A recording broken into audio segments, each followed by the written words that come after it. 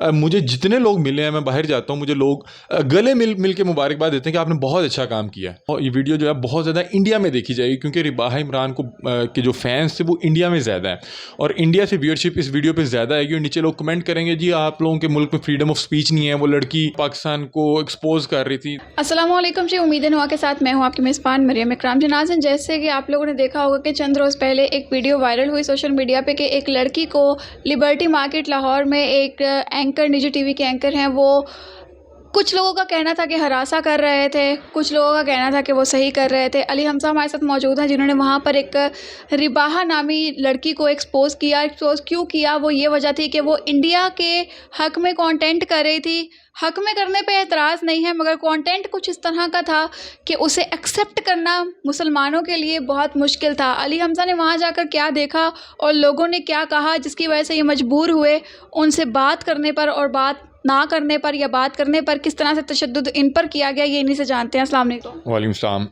अली हमज़ा, आपका एक स्टेटमेंट मैंने ये भी देखा था कि आप ये करने नहीं गए थे मगर मजबूरन करना पड़ा, ऐसा क्या हुआ?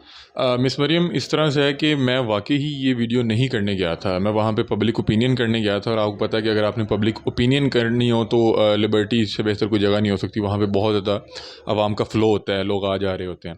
मैं वहाँ पर गया तो वहाँ पे दो ग्रुप्स आमने सामने खड़े थे और दोनों थोड़े से ना सीरियस लगे मुझे। उनका कोई आपस में कोई टसल चल रही थी और ना लड़ाई वाला एक माहौल था। तो आप जानती होंगी इमरान हैं और एक दो और वहाँ के मेरे जो यूट्यूबर दोस्त हैं, वो मेरे पास आए एक लड़के को लेकर। उन्होंने कहा कि तुम लोग बजाय कि कोई कानून हाथ में लो, तुम ये अली हमज़ा से डिस्कस कर लो। असल में इसके पीछे एक कहानी ये थी कि मैंने 2-3 माह पहले भी इन पर एक वीडियो की थी, ये जो इंडियन कंटेंट कर रहे हैं। और उस टाइम मेरे कुछ दोस्त अहबाब ने मुझे सोशल प्रेशर दे के और मॉरल प्रेशर दे के कि यार ये हमारे भी दोस्त हैं और इनकी रोटी रोज़ी लगी भी है, तो काइंडली आप डिलीट कर दें।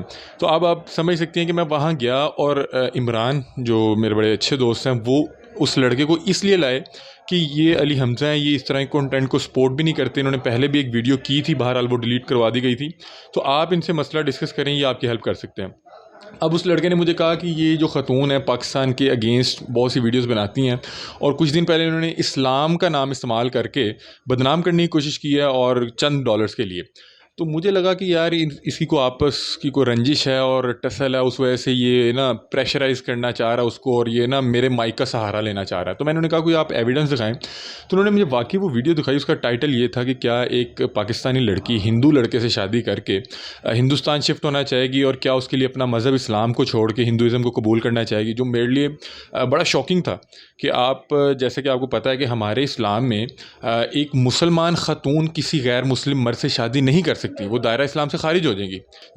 मुझे पता है कि ये वीडियो जो है बहुत ज़्यादा इंडिया में देखी जाएगी क्योंकि रिबाहा इमरान को के जो फैंस थे वो इंडिया में ज़्यादा है और इंडिया से व्यूअरशिप इस वीडियो पे ज़्यादा आएगी। और नीचे लोग कमेंट करेंगे जी आप लोगों के मुल्क में फ्रीडम ऑफ स्पीच नहीं है, वो लड़की जो है पाकिस्तान को एक्सपोज कर रही थी। देखिए, मैं उन तमाम इंडियन कमेंट करने वालों या इंडियन व्यूअर्स से ये कहना चाहता हूँ कि अगर मैं यहाँ पर किसी ख़तून या किसी मर्द को 500 रुपया दे के उसका नाम रामदास लिखवाऊँ और उसको कहूँ कि आप ये कह दें कि मुझे बीफ के टिक्के बहुत अच्छे लगते हैं, या मैं उसे कहूँ कि आप गोश्त खाना पसंद करेंगे गाय का, और वो चंद पैसों के लिए एक एक्टर ये कह दे, तो आपके कितने सेंटिमेंट्स हर्ट होंगे। तो उसी तरह रिबाहा यही कर रही थी कि चंद डॉलर्स के लिए सेंसिटिव मामला पकड़ती थी, उस तरह का टाइटल लगाती थी और कुछ लोगों को पैसे पे करके कुछ ऐसे अल्फाज उनसे उगलवाती थी कि जो इंडिया में ख़ास व्यूअरशिप को टारगेट किया जाता था, उससे उनके डॉलर्स बनते थे। आपने जब ये अटैक किया, आपके ऊपर भी अटैक हुआ और किसी ने आपको रिबाहा से बात नहीं करने दी है और वो वीडियो जो थी वो तो डिलीट हो चुकी है कि उन्होंने डिलीट कर दिया। आपको लगता है कि इन फ्यूचर, क्योंकि बहुत से ऐसे यूट्यूबर्स हैं जो कि इंडियन कंटेंट को पकड़े हुए हैं कि पाकिस्तान और इंडिया के जो मसाइल हैं जिसे कहा जाता है हमसाया मुल्क भी है, इतने मसाइल जो हैं वो बड़ों के थे और पुराने चल रहे हैं और अभी हमारी सिक्योरिटी आर्मी वगैरह इस चीज़ को हैंड ओवर किया हुआ उन्होंने। तो आपको क्या लगता है कि इस चीज़ को प्रोमिनेंट करके यूट्यूबर ज़्यादा पैसा कमा लेते हैं? असल में इन लोगों की व्यूअरशिप ही इंडिया में है। ये लोग थंबनेल्स हिंदी में लगाते हैं, मतलब कि ये पाकिस्तान ऑडियंस को टारगेट भी नहीं कर रहे हैं। ठीक है, मुझे नीचे बहुत से इंडियंस के कमेंट किया है कि हमें नहीं पता होता कि आज हमारे मुल्क में क्या हुआ है। देखें, जैसे आपको नहीं पता होगा कि आज पॉलिटिकली क्या अपडेट हुई है, कौन सा बिल पास हुआ है, कौन सा हमने किस शोबे में क्या किया है। कहते हैं हमें इनके चैनल से पता लग रहा होता है। मतलब कि आप एक इंडियन से ज़्यादा इंडिया के करंट अफेयर्स देख रहे हो। आप उनको कैप्चर करने की कोशिश कर रहे हो। अब मैं आपको एक बड़ी अहम बात बताता हूँ कि देखें, पाकिस्तान में 25 से 30 करोड़ आवाम है, इंडिया में 125 से 30 करोड़ आवाम है, मतलब कि 100 करोड़ का वॉल्यूम में डिफरेंस आ गया। उसके अलावा देखें, पाकिस्तान में 15 से 30 करोड़ आवाम में हो सकता है कि 10 लाख लोग जो जाहिल हों या अनपढ़ हों, ना पढ़े लिखे हों। इंडिया में अनपढ़ की तादाद बहुत ज़्यादा है। अब ये उस ख़ास तबके को जो पढ़ा लिखा नहीं है उसको दिखाते हैं कि एक फ़लाँ पाकिस्तानी पाकिस्तान में खड़े होकर पाकिस्तान के ख़िलाफ़ बातें कर रहा है, उसको बड़ा अच्छा लगता है, यार ये देखें कितनी अच्छी बात कर रहा है। हालांकि जो इंडियन पढ़े लिखे हैं नीचे कमेंट भी करें कि आपने बहुत अच्छा किया, आपने एक्सपोज किया। कोई भी झूठ नहीं देखना चाहता, कोई भी पेड या स्क्रिप्टेड रिएक्शंस नहीं देखना चाहता। तो ये लोग एक तो इसलिए कर रहे हैं, और आपने कहा कि आपने उन पे जाके अटैक किया। मैंने तो अटैक कुछ मैंने किया ही नहीं उस वीडियो में। मेरा तो रिबाहा के साथ, मेरा ख्याल है कि लिबर्टी में मेरी रिबाहा के साथ उस दिन 20 सेकंड से ज़्यादा या 30 सेकंड से ज़्यादा की तो उसके साथ मैं इंगेज ही नहीं हुआ। मैं उस वीडियो के स्टार्ट में देखिए, मैं यूँ करके गया हूँ, जी अस्सलाम वालेकुम रिबाहा। इससे अच्छा तरीका ही कोई नहीं है किसी को मुखातिब करने का। मैंने उनसे सलाम लिया, उन्होंने दौड़ लगा दी। आप माइक लेके आई हैं, मैं आपको देख के दौड़ लगाया था, तो इसका मतलब कि मैं कोई चोरी करके बैठा हूँ या मैं कोई गलत काम करके बैठा हूँ।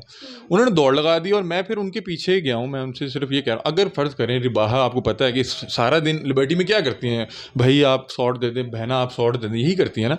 एक उन्हें बोलना भी आता है, एक वो उनकी व्यूअरशिप भी है इंडिया में।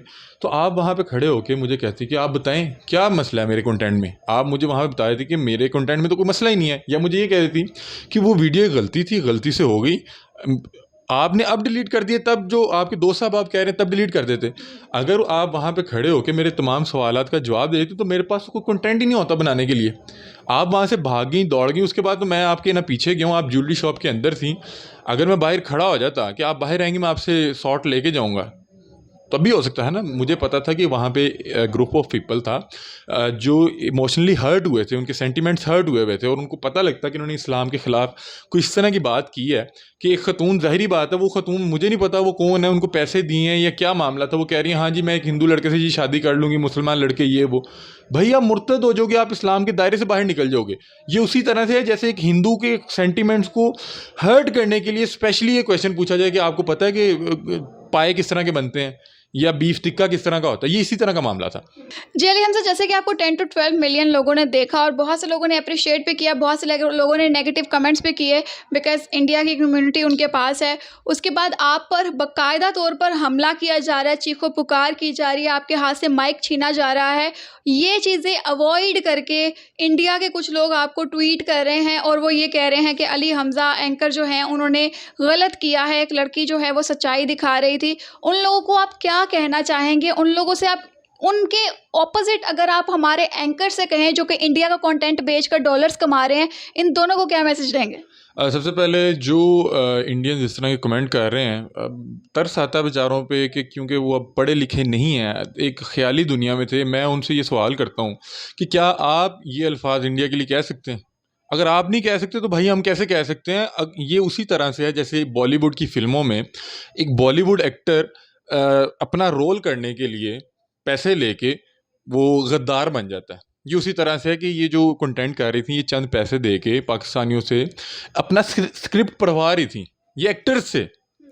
जनाज़े मैंने भी कुछ इस तरह की शुरू में वीडियोस देखी थी जब इंडिया और पाकिस्तान बिकना शुरू हुआ था। वो इस मामलात पे कि झंडे ज़मीन पर गिरा के उठाए जाते थे और कहा जाता था कि इन्हें फाड़ दें और हम आपको पैसे देंगे। यहाँ से लोगों के अंदर ये ट्रेंड पैदा हुआ कि इंडिया का कंटेंट अगर बेचेंगे हम, पाकिस्तान का अगर इंडिया में बेचेंगे, इंडिया का पाकिस्तान में बेचेंगे तो हमें व्यूवरशिप ज़्यादा आएगी और डॉलर ज़्यादा आएंगे। इंडिया वालों ने भी यही काम पकड़ा हुआ है और पाकिस्तानियों ने भी यही काम पकड़ा हुआ है। और पाकिस्तान में रहने वाले लोगों में से एक को जो अली हमजा ने एक्सपोज किया है, उनको शायद अब एहसास हो कि पाकिस्तान कितना कीमती मुल्क है, इस्लाम कितना कीमती हमारा मज़हब है, इस मज़हब से बाहर निकलने के बाद क्या होता है और जो बाउंड्रीज़ हमारे इर्द गिर्द हैं हमें उन्हीं में रहना चाहिए। आप लोग भी अपनी कीमती राय से आगाह कीजिएगा कमेंट सेक्शन में। अभी तक के लिए हमें दीजिए इजाज़त। अल्लाह हाफ़िज़।